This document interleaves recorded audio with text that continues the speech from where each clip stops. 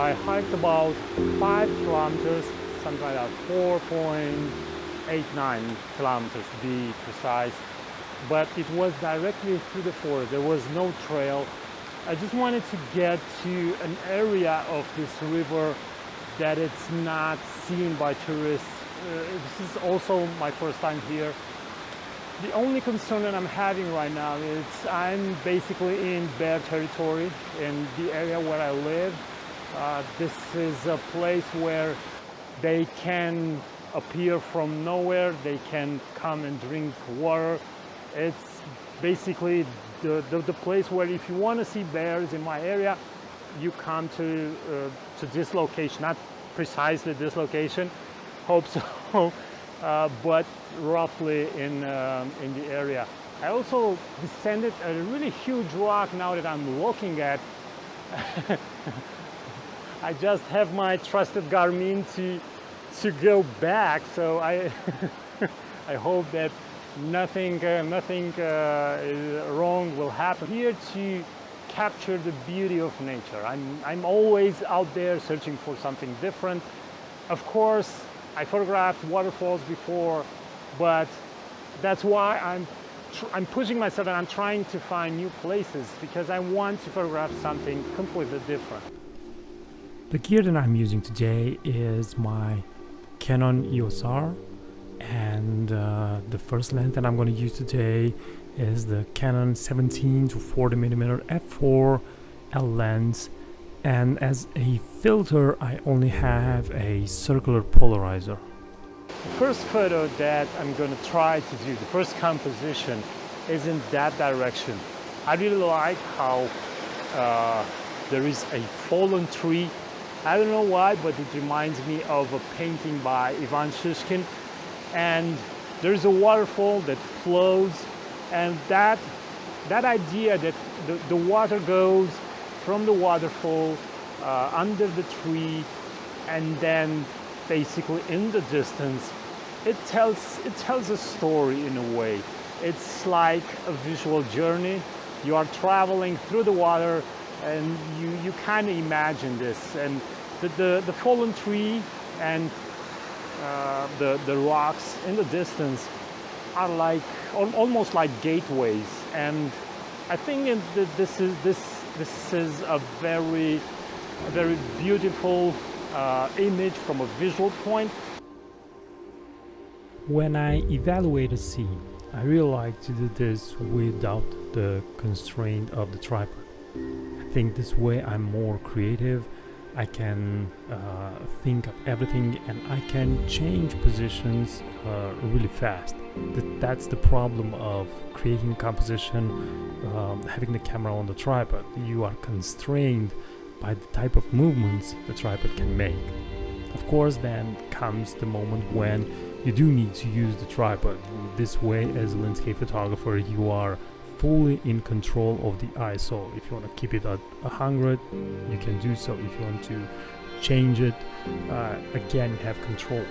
Now, I began with this portrait composition, and as you can see, the ISO, it's not 100, it's 320, and that's because I wanted a shorter exposure time. I have 1/10 of a second, and in this way I don't have the water looking completely in a Milky Way fashion. Then of course I had to try out the same composition in a landscape format. I set low and I do this. Now it's time for me to head my attention towards that waterfall. So when I'm in a place, when I'm on a location, I try to be 360 degrees aware. As a photographer, sometimes you get too caught in one direction and you ignore the other direction. So as I'm exploring the area, yes, I found a very interesting composition in that direction, but this doesn't mean that I have to hike to see another photo. I mean, I already hiked almost 5 kilometers into nowhere, so I might as well check the area out.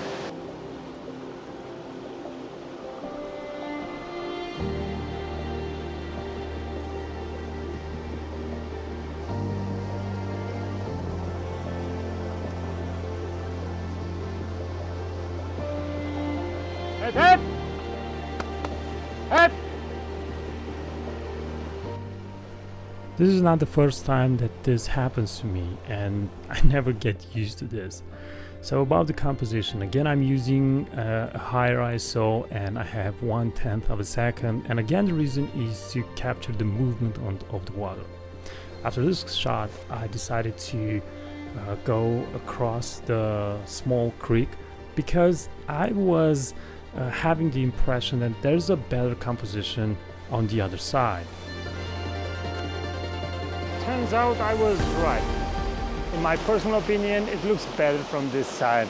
So I will try to capture it from this side. But now that I'm looking at the camera, I'm seeing that fallen tree from the first shot from another angle, which looks kind of interesting. So I have to finish this composition that again has some fallen trees in its background, and then I'm going to turn my attention again in that direction because that fallen tree is epic.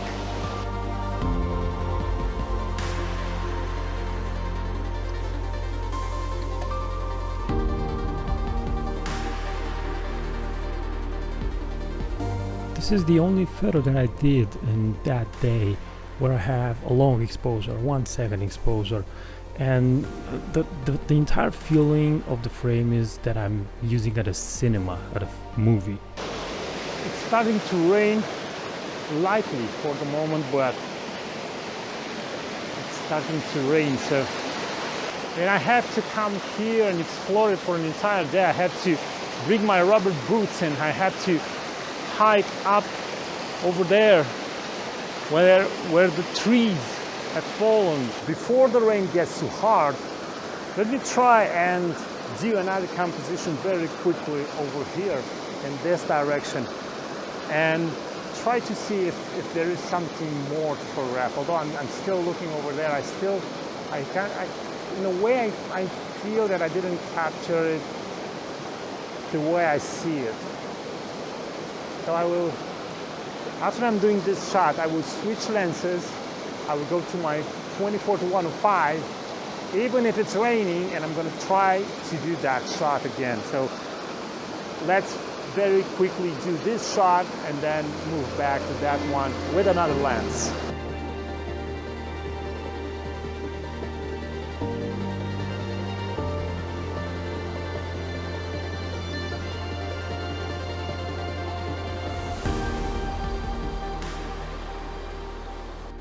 In this second composition of kind of the same situation, I really liked how the water is starting to the right and then moves a little bit to the left and then goes to the tree.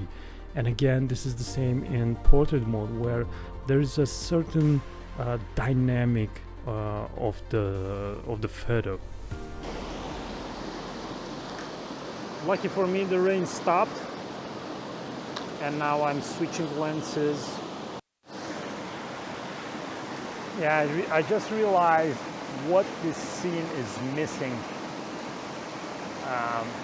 It's missing myself in the scene, but somewhere up there, which would be tricky and difficult.